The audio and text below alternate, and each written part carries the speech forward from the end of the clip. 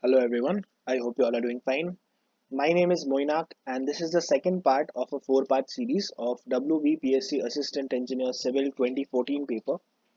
In this video, I've tried my best to explain each and every solution in details, and also the connected questions that might be asked from a particular question is also discussed in details here.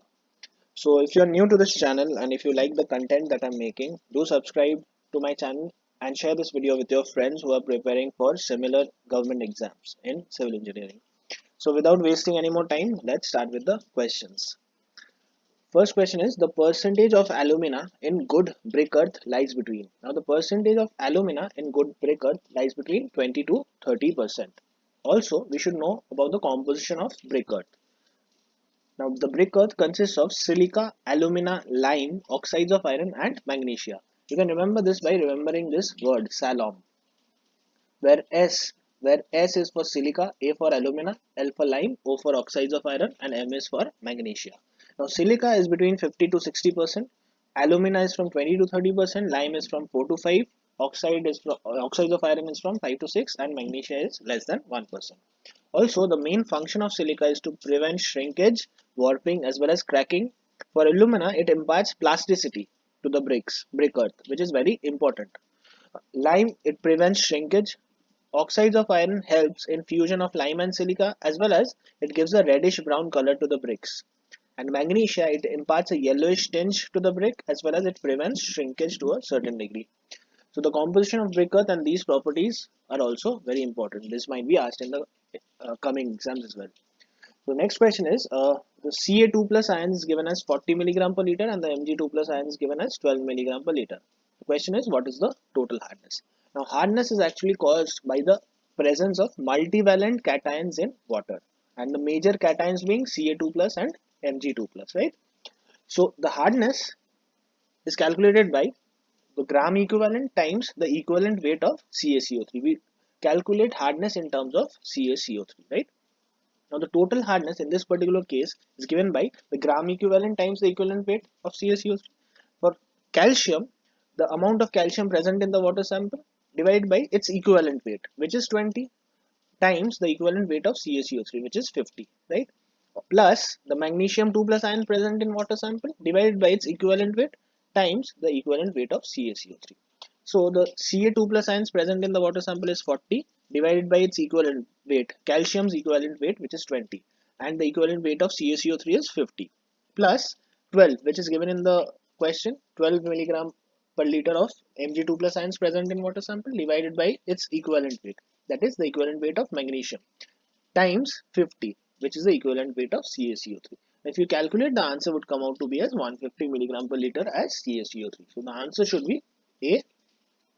Answer should be A, 150 milligram per liter as CaCO3. Next question is, in an unconfined compression test on clay specimen of initial volume V and length L, the area of cross section at failure is taken as. Now let's look into the unconfined compression test. Now it is generally applicable for saturated clays, right? And it is the compressive stress is calculated on the basis of changed cross sectional area at failure. Now if this is the unconfined compression test, the sigma 1, which is the load applied in the vertical direction, is also known as the unconfined compressive strength of the sample, right? And sigma 3 here is 0, or the cell pressure here is 0 because there is no confinement, right? If the initial length of the specimen is L, since there is no confinement, when this load would be applied, there would be bulging of this particular sample, and the length would decrease. Of course, if there is load here, the length would decrease by a factor delta L, right? So the changed length is given by L minus delta L. So at failure, the area at failure would come out to be as V, which is the initial volume of specimen divided by the changed length, which is L minus delta L. This is the changed length after the application of load, right? So the area at failure comes out to be as V by L minus delta L. Also, you know this formula, sigma 1 is equal to sigma 3 plus 2c tan pi by 4 plus pi by 2. Now phi in this particular case is 0, right? And also sigma 3 here is 0 because there is no confinement, or the cell pressure is 0 here. So sigma 1 comes out to be as 2c tan 45, where tan 45 is 1. So sigma 1 is equal to 2c, or the unconfined compressive strength is equal to 2 times the cohesion. So this is very important in terms of numericals. This is very important in terms of numericals. So the answer should be A. So the answer should be A. The next question is, for a hypersonic flow, Mach number is. Now, what is Mach number? In very simple terms, Mach number is the ratio of speed of a body to the speed of sound. Also, what is Mach speed? Mach speed is 343 meters per second, or the speed of sound. You must have heard that this fighter jet cruises at a speed of Mach 2, Mach 3, Mach 1. Mach 1 means the speed of sound, or 343 meters per second, right? So in very simple terms, if the Mach number is 1, it is known as sonic flow. If it's from 1 to 6, it is known as supersonic flow. If it is greater than 6, it is known as hypersonic flow. If you remember this chart, it should be enough for the examination purpose. But in very detailed form, if the Mach number is less than 0.8, it is known as subsonic. If it's from 0.8 to 1.3, it is known as transonic. If it's from 1.3 to 5, it is known as supersonic. If it's from 5 to 10, it's known as hypersonic. And if it is greater than 10, it's known as high hypersonic or hypervelocity, right? So you have to answer according to the question. But this chart should be enough. This chart should be enough. So the answer for this particular question should be more than 6. For hypersonic flow, the Mach number is greater than 6, right? The next question is, disinfection efficiency of chlorine in water treatment is. Now, if you increase the pH, the efficiency of chlorine decreases. The efficiency of chlorine in water treatment decreases. This is because the hypochlorous acid becomes dissociated into the ineffective hypochlorite ions at higher pH values. So, if you reduce the pH, the efficiency would decrease. The ideal pH is between 4 to 5 or 5.5, right? So the answer for this particular question should be reduced by increased pH values. So the disinfection efficiency of chlorine in water treatment is reduced by increased pH values, right? Next question is, a circular sewer 2-meter dia has to carry a discharge of 2 meter cube per second when flowing nearly full. What is the minimum required slope of the flow assuming Manning's N as 0.015? Now you know discharge is equal to area times velocity. And this is the Manning's equation. This is the Manning's equation where discharge is equal to A times velocity is written as 1 by n to the power 2 into r to the power 2 by 3 into s to the power half. Now r is the hydraulic mean depth and s is the slope, right? So r is given by area by wetted perimeter. Area is what? Pi by 4 d square, and divided by pi d. Pi d is the wetted perimeter. So r comes out to be as d by 4. If we replace the value of d in this particular question as 2, the r value is 0.5, or the hydraulic mean depth is 0.5 meters. Just replacing the values here, discharge as 2, the area of a circular sewer is pi by 4 d square, d is 2, Manning's N is given by 0.015, r we have calculated it is 0.5, and we need to find the s value, slope or the slope. So the s comes out to be as, the slope comes out to be as 0.0023. So our answer should be A. The answer should be A. You can calculate and check it yourself as well. Next question is, a 6-hour storm had 6 centimeter of rainfall and the resulting runoff was 3 centimeter. The phi index remains same. The runoff due to 12 centimeter rainfall in 9 hour in the catchment is. Now the precipitation value is given in the first case 6 centimeter and the runoff is given as 3 centimeter, right? So the phi index is calculated by P minus R by T, where T is the duration of rainfall. So if you replace the values, the phi index comes out to be as 0.5 centimeter per hour. In the second part of the question, the phi index is the same, so it is 0.5. We just replace the values of precipitation and time. We need to find the runoff value in the second case. So the runoff is very easily calculated. We just replace the values and the runoff is 7.5 centimeter, right? So the answer for this particular question should be A, 7.5 centimeter. Next question is, a cantilever beam of length L carries a point load W at free end. The strain energy stored is. Now this is a cantilever beam. And the strain energy is given by U is equal to integration of mx square by 2ei dx, right? This is the formula for calculation of strain energy. Now m is the bending moment at section x. Mx is the bending moment at section x. We consider a section xx from a distance x from the free end, or from the application of load end. So the moment at section xx would come out to be as w times x. So by just replacing the value of mx as wx, we integrate. We separate the constants and we integrate the x part, x squared dx part. After integrating and after putting on the boundary conditions, the u or the strain energy value would come out to be as w square L cube by 6EI. So for a cantilever beam of length L, which carries a point load W at free end, the strain energy is W square L cube by 6EI, right? The next question is a trickling filter is primarily a trickling filter is primarily a. Now a trickling filter is the most common biological process of treatment for small as well as medium work in temperate climate, right? Also, the predominant microorganism in a trickling filter is facultative bacteria. This is very, very important. Also, the operational troubles in a trickling filter is ponding, excessive fly breeding, and the odor problem. So a trickling filter is primarily a biological oxidation process to remove BOD from sewage. To remove BOD from sewage, it is a biological oxidation process. Next question is, in RCC column with spiral reinforcement, minimum number of longitudinal bars in contact with the spiral shall not be less than. Now, uh, according to this question, the minimum number of bars should not be less than 6. Should not be less than 6. Also, there are few codal provisions for RCC columns which are very important in terms of exam point of view. First being the longitudinal reinforcement. The minimum longitudinal reinforcement should be 0.8% of the gross area and the maximum longitudinal reinforcement should be 6% of the gross area. But practically it is much less than 4%. Right? Also, the minimum bar dia, minimum bar dia for RCC column is 12 millimeter. Also, the minimum number of bars for rectangular section it is 4, and for circular section it is 6 in number. Also, the maximum spacing along the periphery should not be more than 300 millimeter. This is the maximum spacing. This is the maximum spacing. This value should not be greater than 300 millimeter. Also, the minimum nominal cover should be 40 millimeter or bar dia, whatever is larger, whatever is maximum out of these two. Now, next question is, if G is the specific gravity of sand particles, E the void ratio, the critical hydraulic gradient is.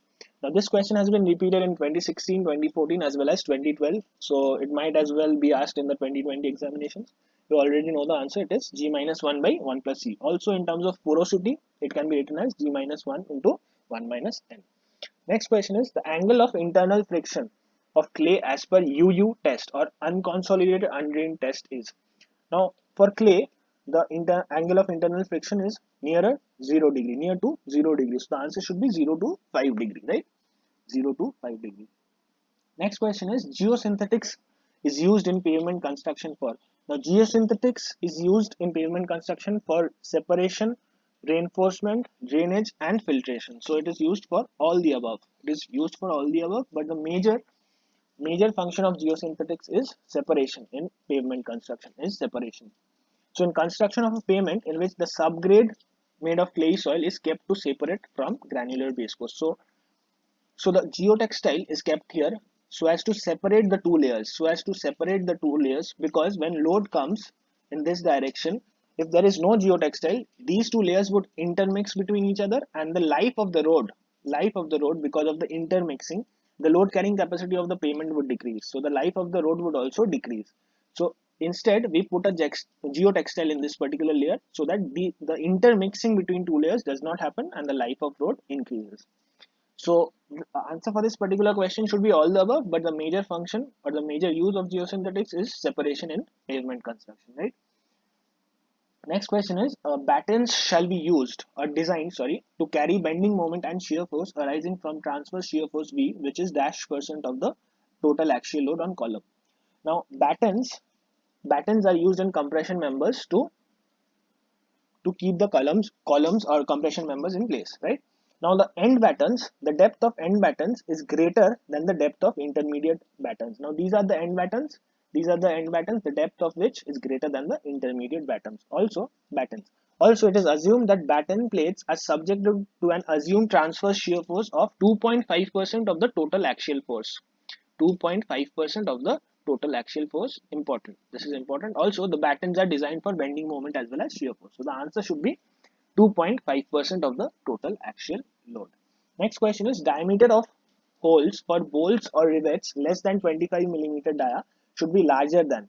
Now for bolts, the conditions are different, and for rivets, the conditions are different. I am considering rivets in this particular question, but it should be mentioned for bolts or rivets because the conditions for both of them are different. Now for bolts, if the nominal dia of bolt is from 12 to 14, then the dia of bolt hole is increased by 1 millimeter, right? If it's from 16 to 24, then the dia of bolt hole is increased by 2 millimeter, and if it's greater than 25 millimeter, the dia of bolt hole is increased by 3 millimeter. But in case of rivets, if the nominal dia is less than 25 millimeter, the dia of bolt hole is increased by 1.5 millimeter, and in case it is greater than 25 millimeter, the dia of bolt hole is increased by 2 millimeter, right? So the answer for this particular question, rivets less than 25 millimeter should be larger than 1.5 millimeter. I have considered rivets in this particular question, right? Maybe the question framing is wrong, or maybe I've copied the question now, but if it's for rivets, then the answer should be 1.5 millimeter, right? Next question is the intensity of irrigation means. The intensity of irrigation means. Now, intensity of irrigation is the percentage of cultivable command area proposed to be irrigated in a given season, right? Proposed to be irrigated in one given season. Also, the entire portion of cultivable command area is not proposed to be irrigated at one time to avoid intensive irrigation. To avoid intensive irrigation, also gross command area, it includes the cultivable as well as non-cultivable area, and the cultivable command area is that part of gross command area where cultivation is possible in the present time. The answer for this particular question should be the intensity of irrigation means the percentage of cultivable command area to be irrigated seasonally or annually, right? Next question is the relationship between transmissibility and permeability for an aquifer depth is. Now the relation is given by T is equal to K times D. T is equal to K times D, where the unit of T or transmissibility is centimeter square per second and or meter square per day. You know, permeability is coefficient is meter or centimeter per second. This coefficient is also centimeter. So the unit of transmissibility is centimeter square per second or meter square per day. Also, it is defined as the rate of flow of water through a vertical strip of aquifer of unit depth and extending the full saturation height under unit hydraulic gradient, right? Under unit hydraulic gradient. So the answer should be B. The next question is a stream function xi equal to 4x cube minus y square, the magnitude of velocity at point 1, 2. Now xi is given. So the velocity component at x direction u is given by minus del xi del x. Just differentiate with respect to x and it would come out to be as minus 12x square. Also at 1, 2 points u comes out to be as minus 12. U comes out to be as minus 12. Also the velocity component in y direction is given by del xi by del y. We just differentiate with respect to y and it comes out to be minus 2y. At points 1, 2, the v value is minus 4. So the magnitude of resultant velocity capital V comes out to be as root over u square plus v square. Just replace the values and the answer would come out to be 12.65 units. 12.65 units. So the answer for this particular question should be B. Should be B. The next question is the deflection at the midpoint of a simply supported beam with length L under concentrated load W at the center is. Now this is the situation. Simply supported beam with concentrated load W at the midspan, right? We need to find the central deflection. So the central deflection is given here is by WL cube by 48 EI. WL cube by 48 EI. So the answer should be C. Also, you should remember these standard results. Anyone can be asked in the examinations. For a cantilever beam with concentrated load W at free end, the deflection is given by WL cube by 3EI. For a cantilever beam with moment at free end, it is given by ML square by 2EI. For a cantilever beam with UDL across whole span, it is given by WL to the power 4 by 8EI. For simply supported beam with UDL, it is given as 5WL to the power 4 by 384 EI. And for a fixed beam with concentrated load at center, it is given by WL cube by 192 EI. And for a fixed beam with UDL across the whole section, it is given by WL to the power 4 by 384 EI. By 384 EI. The answer for this particular question should be WL cube by 48 EI in case of simply supported beam with concentrated load W at center. You should remember all the other standard formulas for deflection as well. It would save a lot of time during the examination. Now, next question is for a best symmetrical trapezoidal section of an open channel with a given area of section and side slopes, which of the following statement holds true? Now, the conditions for most efficient trapezoidal channel are: first, T, which is the top width, is equal to the sum of side slopes. Also, the hydraulic mean depth is equal to y by 2, where y is the depth of flow. A circle of radius r equal to y can be inscribed in it. Also, the interior angle is 120 degree. This angle is also 120 degrees. 120 degrees. Also, all sides of the trapezoid are equal. All sides of the trapezoid are equal. So, if the sides are equal, the side slope is b, and over here also is b. So, according to the first point here, for most efficient trapezoidal channel, T is equal to the sum of side slopes, which is b plus b, which is 2b. So T by 2 is equal to b, which matches with one of the options given in the question, right? The answer should be half the top width is equal to one side of the slope, to one of the side of the slope. Next question is, for a single reinforced beam, if concrete reaches its maximum allowable stress earlier than steel, the beam is. Now, if concrete reaches its maximum allowable stress earlier than steel, it is known as over-reinforced sections. It is known as over-reinforced section. Also, under-reinforced section, if steel reaches its maximum allowable stress earlier than concrete, it is known as under-reinforced section. Also, the type of failure in an under-reinforced section is tension failure or secondary compression failure, right?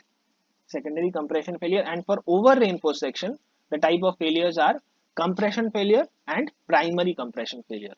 Also, over-reinforced sections are not permitted according to our IS codes, because the failure is brittle and without warning. And without warning, in under-reinforced sections, the failure is not brittle, and it gives you enough warning to vacate. Right. Next question is, according to the Terzaghis theory, the ultimate bearing capacity at ground surface for a pure cohesive soil and for a smooth base of stiff footing is. Now, the bearing capacity formula is given by CNC plus gamma DF NQ plus 0.5 B gamma N gamma, where NC, NQ and N gamma are the bearing capacity factors. Now, when phi is 0 for a pure cohesive soil, phi is 0. Now, the Terzaghi's bearing capacity factors, the NC is 5.7, NQ is 1 and N gamma is 0, right? So, this portion becomes 0 and this is NQ is 1. But according to question, we have to find the ultimate bearing capacity at ground surface, right? So the depth of foundation should be 0. The depth of foundation should be 0. So this term also becomes 0. So we are left with only CNC or QU equal to 5.7C according to Terzaghi, right? And if they have asked for Marov, the answer would have been 5.14C. The answer for this particular question should be D. The answer for this particular question should be D. Next question is, rumble strips are preferred on main roads as they. Now rumble strips, these are actually strips designed or a road safety feature which is designed to alert drivers of potential danger by causing a tactical vibration and audible rumbling. These are round or V-shaped. These are round or V-shaped, right? So the best option according to the question is it produces noise and physical sensation on the steering so as to alert the drivers when there is a potential danger, right? It is provided in front of important junctions, important roads as well. Next question is, Froude number is. Froude number is. Now, Froude number is the ratio of the root of inertial force by gravity force. But according to the options, no such option is given. If this was the option given here, so the answer would have been B. The answer would have been B, right? Also, if we derive the Froude number, the inertial force is given by mass times acceleration, where mass can be written as rho L cube density into volume times acceleration can be written as L by T square. So we can rewrite this as rho L square into L square by T square, where L square by T square is V square or the velocity square. So the inertial force comes out to be rho L square V square. Also, the gravity force comes out to be as mg, which is rho L cube times g. If we replace the values here, the Froude number comes out to be as B by root Lg. B by root Lg, where L is the hydraulic mean depth or the characteristic length. V is the velocity and G is the acceleration due to gravity. Important is what the applications of Froude number. It is used in open channel flow, notches and wears as well as spillways, right? The answer should have been inertial force by gravity force to the power half. Next question, hydrograph is a graph representing. Now, hydrograph is a graph representing rainfall intensity with time, where y-axis represents the rainfall intensity and the x-axis represents the time in hours, right? And the rainfall intensity is in centimeter per hour. Also, it is derived from mass curve and usually represented by bar chart. Usually represented by bar chart. So this was the second part of a four-part series of the WBPSC 2014 Assistant Engineer Civil paper. I hope this is helpful for students who are preparing for this particular exam as well as other government engineering exams in civil engineering. So if you like the content of the video, do subscribe this channel and share this video with your friends. Stay safe, everyone. Study hard but study smart. And thank you.